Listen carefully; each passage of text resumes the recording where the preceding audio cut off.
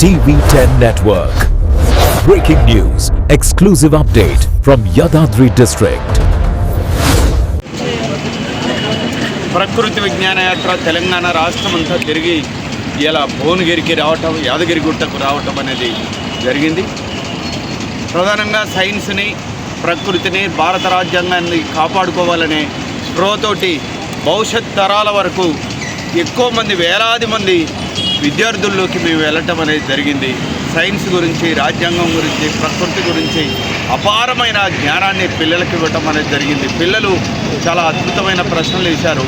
వాటన్నిటికీ సమాధానం చెప్తూ తెలంగాణ రాష్ట్రమంతా తిరిగి ఈరోజు ఇక్కడికి వచ్చాం. ఖచ్చితంగా ప్రకృతిని రక్షిస్తారని, సైన్స్ని కాపాడతారని, భారత రాజ్యాంగానికి ఈ జాతీయ జెండాదే భవిష్యత్ అనే విశ్వాసాన్ని ఈ ప్రజలు కల్పించారు. అందుకు మీ అందరికీ కూడా కృతజ్ఞతలు తెలియజేస్తున్నాం.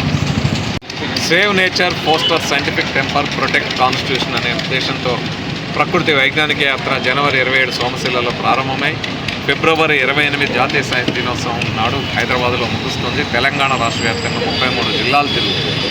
ఉన్నతమైన చదువులు చదువుతున్న మెడికల్, ఇంజనీరింగ్, ఫార్మా, లా, ఇంకా వివిధ డిగ్రీ కోర్సుగా పీజీ చదువుతున్న విద్యార్థుల దగ్గరికి, యువత దగ్గరికి వెళ్ళి భారత రాజ్యాంగాన్ని కాపాడుకుందామని, ఈ ప్రకృతిని విధ్వంసం చేస్తున్న శక్తుల నుండి ప్రకృతిని, పర్యావరణాన్ని కాపాడుకుందామని, సూడో సైన్స్ని ప్రమోట్ చేస్తూ మూఢత్వాన్ని పెంపొందిస్తున్న శక్తుల నుంచి వైజ్ఞానిక దృక్పథాన్ని, వైజ్ఞానికతను కాపాడుకొని వైజ్ఞానిక దృక్పథాన్ని ప్రజల్లో పెంపొందిద్దామని ప్రచారం చేయడం జరిగింది.